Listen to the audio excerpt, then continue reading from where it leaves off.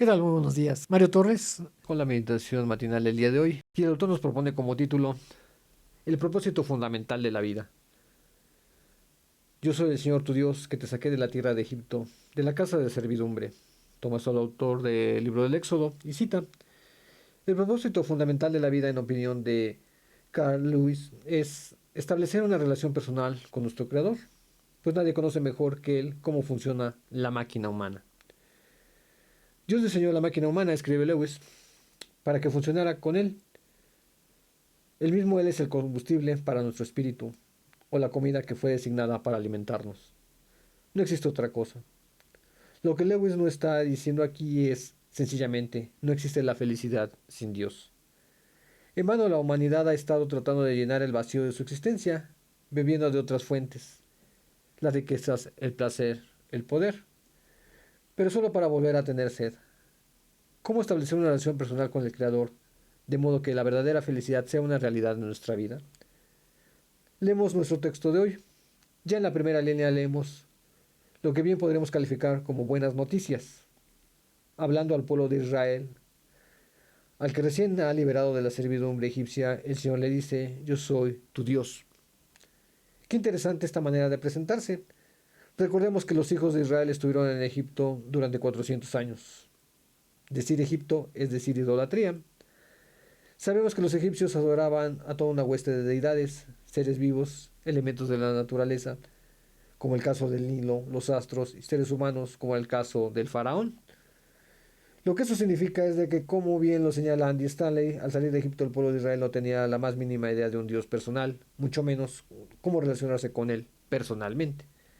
Sin embargo, le dice: Dios, yo soy tu Dios. Y decir tu Dios obviamente ya implica una relación. Así es como el Creador, el soberano del universo, escoge a los hijos de Israel como su pueblo y los convierte en un objeto de su cuidado y de su devoción, sin que ellos hubieran hecho nada en particular para merecer ese privilegio. ¿Por qué son estas buenas noticias? Porque es exactamente lo mismo que hizo Jesús con sus discípulos. Ustedes no me eligieron a mí, más bien yo los elegí a ustedes. Entonces, felicidad sin Dios no existe tal cosa, pero la buena noticia para empezar este día es que tú y yo estábamos perdidos y el amante Padre Celestial nos buscó y nos encontró y ahora somos sus hijos y Él es nuestro Dios. ¿Se puede pedir más? Sí, una relación personal con Dios como propósito fundamental de la vida. Las dudas del existencialismo en esa filosofía son esas para que está el hombre, de qué es, de dónde viene y para dónde va. Se dice que una felicidad sin Dios, sí, efectivamente no puede haber felicidad sin Dios, porque el ser humano se crea o quiere crearse a sus propias veces sus dioses y sus felicidades. Y más que otra cosa más que el poder, el tener y el placer son eso, que también es una especie de idolatría. Muchas veces se piensa que la idolatría son figuras, objetos que se hacen, y no es así. La peor idolatría es el egoísmo del ser humano y su intransigencia. Tener todo fácil, rápido, a la mano, desechable. Poder, tener y placer. Y con eso se sustenta. Y puede tener el placer, el poder y tenerlo todo, pero eso se acaba, no permanece. Y como dice aquí, vuelve a tener sed, vuelve a tener necesidad de ello y vuelve a buscarlo. Y cae en una especie de círculo vicioso. El ejemplo que pone aquí también del pueblo de Israel. Sí, el pueblo de Israel, que apenas crecía a su liberación, no tenía conciencia de sí mismo siquiera. No sabía que había sido elegido por alguna forma, para un fin específico.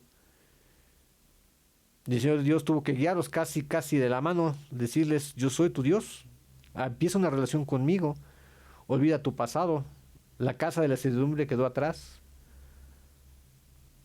Los dioses glotones o faraones glotones o comidas grotescas que tenías en Egipto a cambio de tu servidumbre han pasado. ¿Dónde estaba la debilidad del pueblo? En eso, no dejaba su pasado atrás. No tenían conciencia de sí mismos. No, pues evidentemente pues nos tratan mal los egipcios, pero teníamos que comer. Bueno, ahí va lo bueno por lo malo y lo malo por lo bueno. no tenían conciencia. Les hacía falta precisamente conciencia como pueblo por un lado, pero también de quien los había liberado. La terquedad humana a veces no permite ver más allá, y eso fue lo que le pasó a este pueblo de Israel, hasta que fue creando conciencia de qué era y que Dios había liberado y había hecho tantas grandes cosas por ellos. En la vida, seamos conscientes de ello. Las cosas materiales se acaban, lo superfluo se acaba. Ver por lo más eterno, ver una relación más espiritual de fondo. Lo demás, como llegó a decir Jesucristo, por añadidura vendrá. Quise concluir con la oración del autor que pone al final de su texto. Gracias Dios porque soy miembro de tu pueblo y aunque nada he hecho para merecerlo, quiero tener una relación personal contigo cada día, conocerte mejor y amarte cada día más. Eso fue la meditación medicinal del día de hoy. Que pasen un buen día. Muchas gracias.